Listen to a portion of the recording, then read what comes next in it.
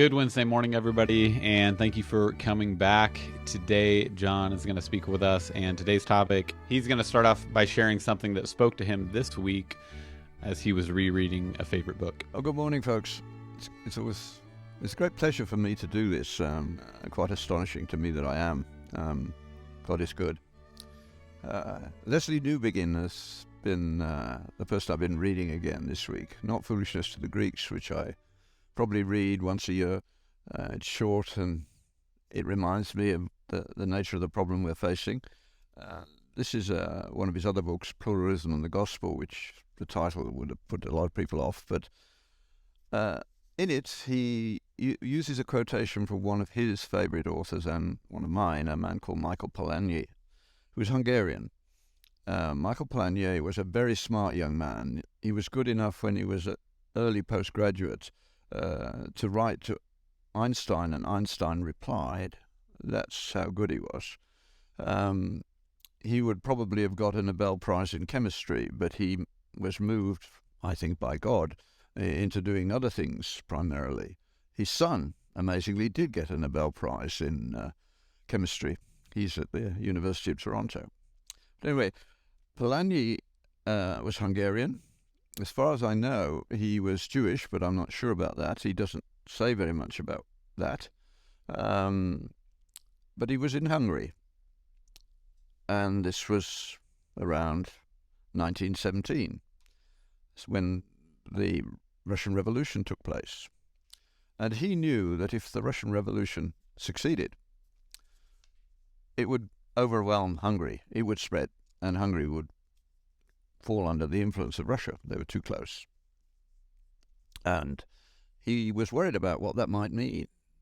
He went to a conference in Moscow on science, and he was actually talking to the Soviet Minister for Science at that conference. I've forgotten his name now. But he asked him what science policy would look like under the new government. And he got the Marxist answer: the proletariat will tell the scientists what to do. Well, Michael Polanyi knew that that could not work. Science is not susceptible to that. You could do that with technology, where you have a technique and its applications are apparent. You can tell people to do the applications. But the first steps are not like that at all. It doesn't work that way. I got out of bed for 30 years for one protein. I wouldn't get out of bed for the protein that was being discovered, studied in the next laboratory. And I don't know why. I was fascinated by the phenomenon which that protein ultimately is fundamental to, long before we knew how it worked. But it got me. The moment I was introduced to the idea that every cell in the body has an electrical potential across the membrane, and my next question was, how on earth is that done? What's it for? Well, you're spending, depending on how you do the calculation, 40 to 50% of your energy on that protein at the moment, because it powers that electrical potential in every cell in the body.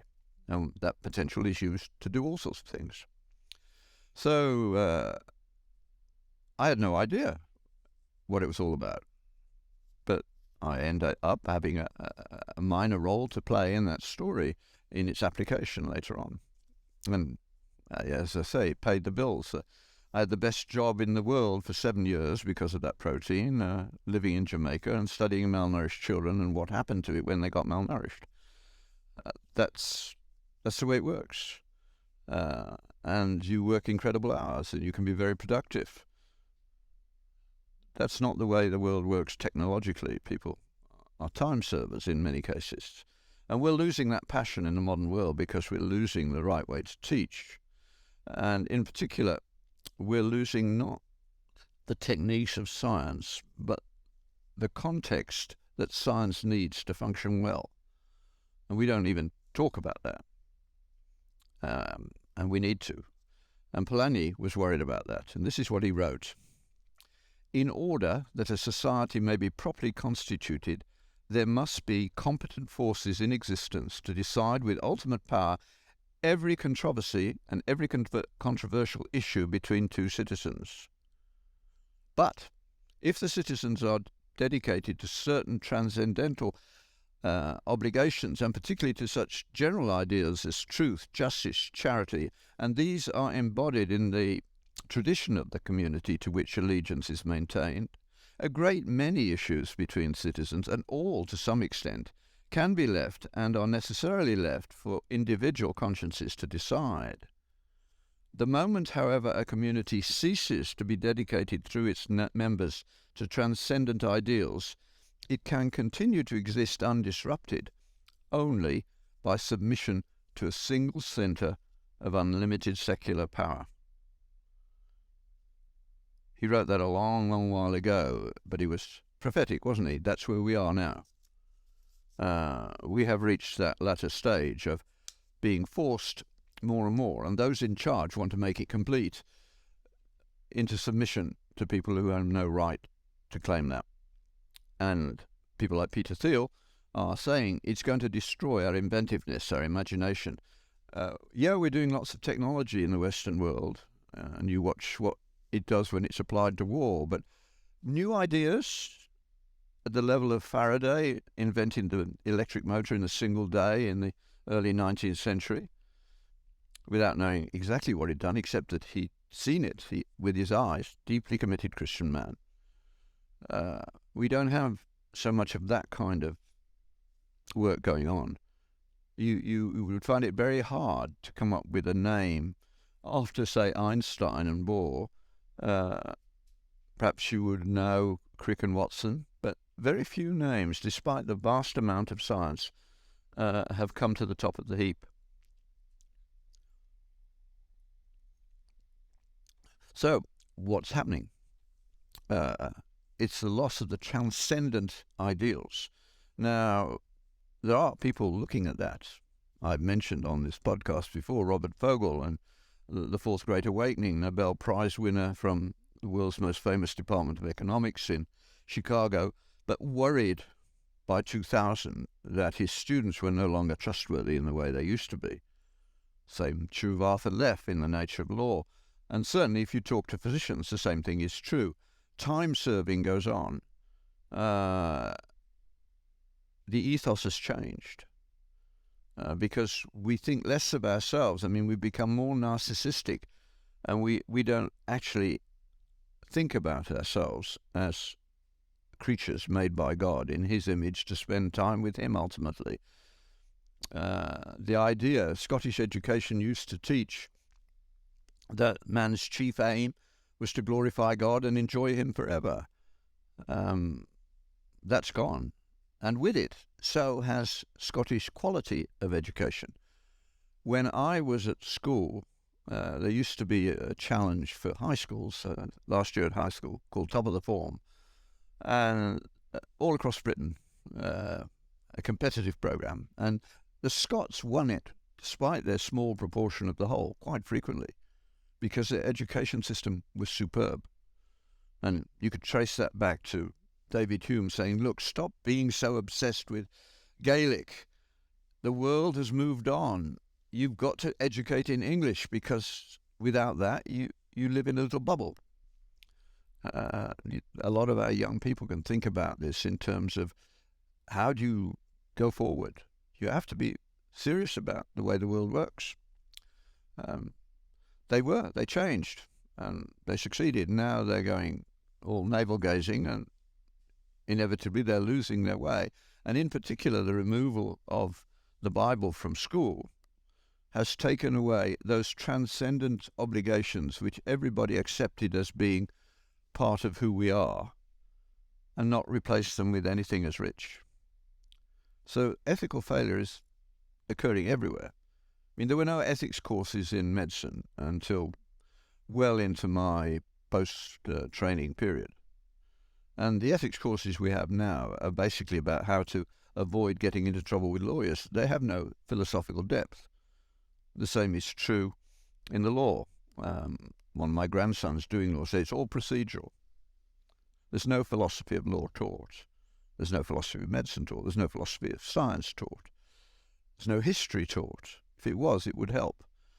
Polanyi understood that and said, when those things are lost, you start using technological solutions to moral problems, and that will not work. We see that all around. Just think about it.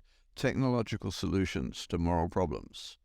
If there is a moral issue on a screen, the technological solution is cancel the person raising the issue. The moral solution would be, okay, let's find the best opponent, put them together, let them talk about it and sort it out. We don't do that anymore. Now, there are examples like the monk debates in Toronto where they're honest about it, despite the fact that the people running it are liberal with a small L, of course, but they know that the small c conservative is likely to win a good number of these interviews. I mean, they did one with Jordan Peterson, and I forget who was on his side with him and who was on the other side, but it was about the media and do we trust them? And they did a poll beforehand, and most people in Toronto going to that sort of lecture thought they could still trust the media. And it was about, 40 to 60 trusting. By the end of it, they had reversed those statistics. That's a pretty huge swing in a debate. You don't see it very often. The Brits do lectures like that in which they poll beforehand and afterwards. That's being honest about what's going on. So what's at stake here for us as Christians? We can't go back to what we used to have. We need to remember it, and you need to be careful about how you talk about it. As students said to me on more than one occasion, remember, we don't know the world that you grew up in because it's not our world. And that is true. It is unbelievable to say people living in the inner cities in the Western world that we didn't lock our doors in the British equivalent of Detroit in the working class areas. That when I went to school, we didn't have lockers, and there was one episode of theft in my first 6 years at school. We just hung our bag on our peg. If we had a bag, I didn't have a bag usually, so I never had anything stolen. And that episode of theft, the whole school was gathered together in the big hall, and we sat there until the thief owned up, and he had 6 of the best, and it was all over. No theft in the school. You guys sat in an auditorium until the guy confessed, and then what happened to him? He got spanked in public. In front of everybody? Yep, I still know his name. Okay. I won't mention it. It said something about the importance of this thing, and that was the only episode of theft in 6 years. Can you imagine that in school today? Mind you, we were poor, so we didn't have much to steal. So there are some counter-arguments, but nothing of the same issue. Because now there's a significant proportion of the university, particularly the physics MB programs, teaching us how you feel is just as important, in fact more important than how you think. No, that's rubbish. There's no progress on that basis. The nature of the narrative that we live in, that Polanyi points to, the story that everyone believes, is critical. I didn't really think about that for a long while. Going to Africa is what really did it for me, and I was in my late 40s by the time I went to Africa. Bullied into going because missionaries said they had a malnutrition problem, they needed help. I'd been watching and seen that although we had solved the problem, it wasn't penetrating. It was just, so to speak, on the shelf, not changing the world. And I wasn't arrogant enough to think that I would be able to fix it. I knew that it wasn't working, and it's only just beginning to work, and we solved the problem by 1980, we'd solved the problem. And it's taken till now to begin to see malnutrition rates dropping. So I was bullied into going, and my children worked for me, resuscitating malnourished children, so all my kids had children die in their arms when they were teenagers, but they saved many more, didn't do them any harm. In fact, it made them great people. They recognize it and say, why can't we do it for our children? How did you manage it? Actually, I don't know how we managed it, except that on one occasion, setting off to go to Africa, I had to sell my car so that we didn't go into debt while I was away. But that didn't matter. Those are trivial things. The good that's come out has been huge. So they could make it work in Africa in a mud hut, But public policy, nutrition lectures, they didn't make any difference. I came back a year later, having set up a program to monitor children in those villages around the hospital, and I could measure the decline within a year. So that was upsetting to me. And I talked to my supervisor, who had a degree in nutrition from an African university, but he didn't have my mindset. And I surveyed most of the villages. There was one outlying village I hadn't touched. I'd given him some money to go and do a survey. He'd done lots of surveys with me, and so I asked for the data. He gave it to me, and I went, put it in my computer, and then went back to him and said, "You didn't collect this data. It's fabricated." He was about to lie. I said, "Don't lie to me. I know that you made this data up." He said, "How do you know?" I said, "I'll tell you at the end of the summer if you've changed your attitude to data. I understand that you don't care about data in the way that I do." He said, "It's about right." I said, "Precisely, that's your problem. It's not about right. It's about whether it's real. You can easily make a set of data that could have happened, but it doesn't tell me what's actually happening in that village. Go and do it properly." And he did. And at the end of the summer, we'd made some progress. But one other thing happened. One of the nurses that I had trained to go around the villages and monitor the growth of the children so that they could be picked up when they started falling off, and it's easy to fix them just with a little supplementation, had his own child die of malnutrition. That was absolutely unacceptable. And I went and asked him what on earth happened, and he told me he was going to lie. He didn't look me in the face. He looked at the ground, and he gave me the answer he knew I wanted, that they hadn't fed him properly. But I knew that he didn't actually believe that was why his child had died, but I didn't know why he did.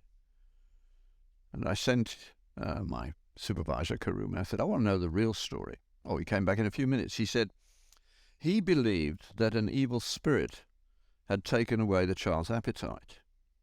So he had rationally done what an animist would do: go to the witch doctor, who took his money, which should have been spent on food supplements, and the child died. But I was the idiot from his point of view. The reason I succeeded was not because of my applied science, but because my spirit was stronger. The category of spirit matters to them. It doesn't matter to us. That's why when you put a vehicle into the hands of a pagan, they don't have the concept of maintenance. Sometimes I don't, but that's for laziness on my part. I understand that they don't. A vehicle doesn't stop because you didn't put oil in it. It stops because an evil spirit made it stop. And that way of understanding the world makes more sense of living in the poorest parts of the world than does the Judeo-Christian story. If you know that half your children are going to die before maturity, that your crops are going to fail at random from year to year, and you have some of the worst governments in the world, what evidence is there for a God of love in that story? Not very much, especially when you've had 20 years of civil war to follow it. And yet the church is growing there, but not in depth. So I was in considerable trouble what to do, because obviously my project, as I had predicted, was not going to work. So I was sitting around, not doing enough work to satisfy my activist wife, but I had made an impact on the pediatric ward the year before, and it was back to square one in a year. There's no point in doing that. I was there to apply my mind to the problems, and the guy running the hospital said, "Look, if you can make progress on the malnutrition front, that would be worth more than anything else, because at that stage at least 60% of children who died before the age of 5 had malnutrition as at least a contributing factor." So I was sitting around thinking, and then, as so often in my life, my wife changed the direction of the whole discussion, because she got cross with me and said, "Why are you sitting around?" I said, "I'm thinking." She said, "You're sitting around doing nothing." And we had a good old-fashioned family row, in which I said, well, sitting around doing nothing is what thinking looks like. But she said, at least you could do a Bible study with the African graduates in the village. Now, you send an intelligent African to the university in Kinshasa, they come back and they want a white-collar job. They don't want to get their hands dirty anymore. But there are no white-collar jobs in villages, so they're parasites. These ones had some place because they were useful in the hospital, in the pharmacy and the like. But even there, pagan ethics appeared at times. So, and she said, you should do Deuteronomy. I think they'll like it, because I had been thinking about Deuteronomy a lot since meeting a man called Bruce Waltke, who's one of the greatest Old Testament theologians that America has produced. And I had some interaction with him and a discussion, which had been very helpful. So I said, yeah, I'll do that. And the way it worked was astonishing, because they liked it. We had to do it in my bad French, Sally's excellent French, and Jonathan was there as well, also spoke French well. So between us, we muddled along rather slowly. But after a couple of weeks, I guess, I don't know, perhaps less even, one of them said, pity we can't go from English to the tribal language. And then one said, we can. And I had had a translator sent to me by dream, and he'd walked 1,000 kilometers to get to me. And he didn't know why. Didn't even know I was the objective. But he'd been born up in that area and spoke the local language, which is tonal. So somebody coming from outside is liable to not be able to distinguish the difference between the word for cow and the word for grandmother. That can be very embarrassing. But he understood the tribal language. But he'd been educated in Tanzania in English. Muslim. But like many Muslims in Africa, he'd been having recurrent dreams about Jesus. And he was appalled at many aspects of Islam. So in the end, he gave into his dream, and it only needed one meeting with real Christians, and he was converted, baptized, and became a Christian. And then he had another dream saying, go back to your birthplace. So he packed up his wife, and they walked from one side of Lake Tanganyika to the other, 500 kilometers up and 500 kilometers down, roughly, or getting on that way. And he was just a few kilometers from me. And they went and fetched him, and he became my translator. And he's been given, he did that for me every year. He knows most of my talks, and he's been teaching them in the camps for years now. That gentleman, I'm just curious to paint a scenario. If he were to have come to you and said, hey, John, I've had some dreams, I need to go talk to a Christian, what would you have said to him? This is where we're heading in this year, that the one thing Jesus tells all of us to do without exception is go and tell what the Lord has done for you. Tell the story and how it worked. Because, Jesus makes it very clear, and the early church understood, if you believe that Jesus is the Son of God, and you are willing to say Jesus is Lord, you're a Christian. We have all sorts of theories about the atonement. We have multiple theories, which means we don't actually understand. When we understand, we don't have multiple theories. We have the proper way to understand it. This is too big for us. We will only really understand when we get to heaven. So it is what the Lord has done for you. It's practical. And the early people looking at the early church looked around and said, these guys love one another. We try to teach ethics to deal with our problems, and we teach Aristotelian ethics. There's no love in Aristotelian ethics. He doesn't see that as a major part of character formation. He doesn't see forgiveness, and he certainly doesn't see care for the poor and indigent. We teach pagan, polytheistic Greek ethics as though they're more important than what Jesus had to say. But of course, Jesus doesn't do it in the same way. He begins his ethics by saying, with my help, if you ask, you can begin to see the truth about your own soul, and you can begin to learn how to deal with it. The first step being to see how bad it is. When Jesus started his preaching, the first thing he said, happiness, blessedness, the first step is poverty of spirit. Poverty of spirit is simply looking at who you are. left to your own devices, your unrepentant self. It's not good news, is it? That doesn't appear in any other ethical system as a starting point. The Jewish, they were told, here's the 10 divine intolerances, the things you shall not do. And they had a way to deal with their sins, which was symbolic, the Day of Atonement, because what they did know is that there were things wrong with them and that God was not like that and he didn't want it that way, so there need to be a settling of accounts. So we've talked in these podcasts about the long, slow process, thousands of years for every step, or hundreds at least, to get to where we are now. And we're going downhill at the moment. We're losing the story that made sense of our world. And if that happens, our culture will die. So that's the way I would talk about it. We are, I think, primarily required to be able to tell our own story, hopefully in a winsome and truthful fashion. And the rest is what God does. I mean, people who've had a real conversion know that you have years, you grow up in the church, you know the story, and then it starts to become more important to you.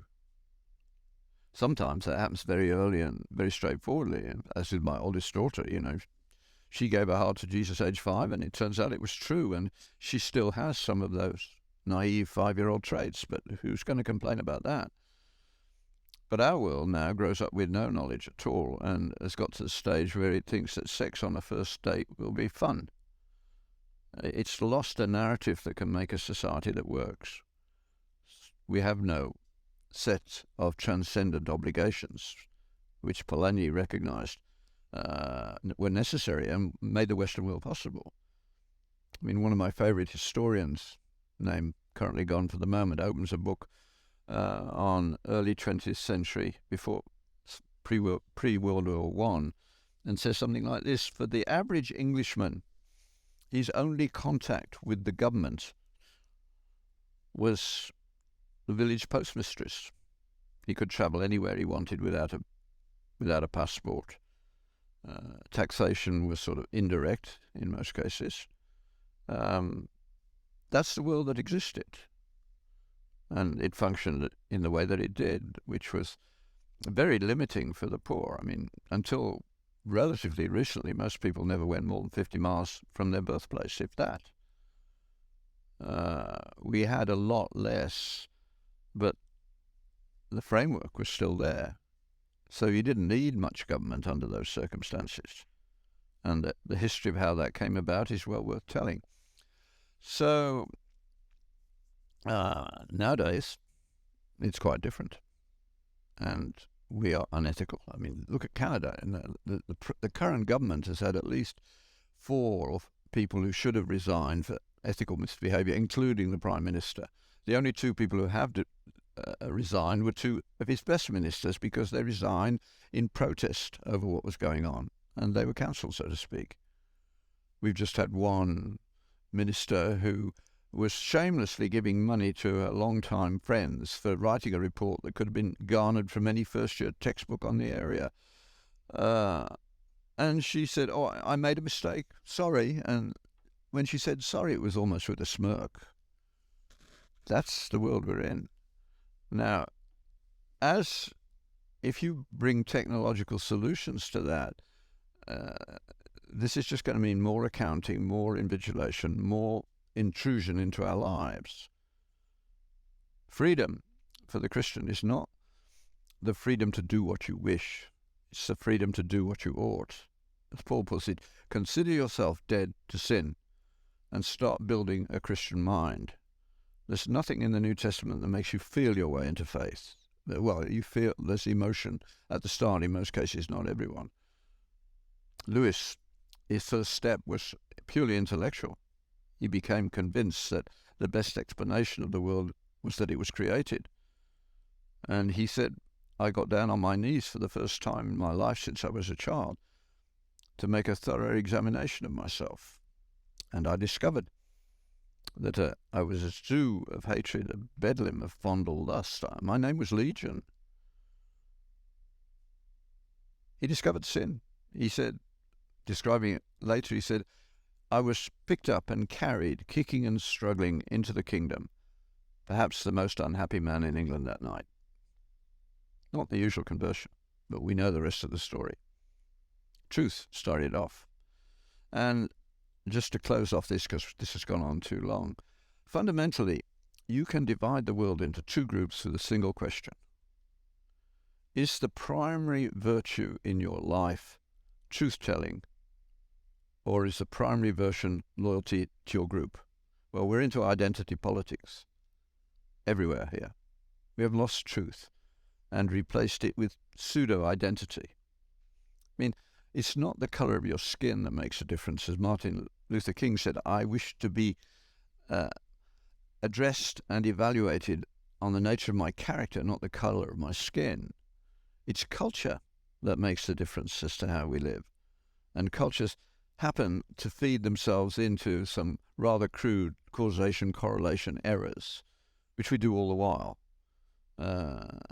I took this and I got better. Well, the disease was going to get better the time that you took it, and you immediately make a link. Oh, I banged my leg and then I got cancer. Yeah, sure you did. You did all sorts of things when you found you got cancer. You've got to show that there's a causal relationship, not merely a correlation. And most of these things are crude correlations. And for instance, you take all the black population in North America and turn them into a country, it will be the richest black country in the world. There are plenty of black people, as Tom Sowell never ceases to point out, who are doing very well. It's the ones who've been locked into ghettos by public policy that rewards young women for having children without weddings. Most people are not aware that in the early part of the 20th century, the illegitimacy rate amongst was not correlated with education in either America or Britain. Gertrude Himmelfarber, a professor of English with a particular interest in Victorian Christianity, was astonished when she realized that that was the case. People did their duty in Judeo-Christian terms, and that's got lost in the 20th century. I will leave you, listening to me, to think about whether you belong in the pre-20th century in terms of your commitments. Does truth trump loyalty? See, if truth trumps loyalty in a society as a whole, you get your job because of what you know. If loyalty trumps, you get your job because of who you know. Which one's going to be the better society? That's a no-brainer. Have a good week. Thank you, Dr. John, and thank you guys all for listening. If you guys have questions for Dr. John, you can ask him at www.johnpatrick.ca/ask. And with that being said, if you've enjoyed this, feel free to subscribe, leave a review, or tell a friend. And we'll see you guys next week. Thanks.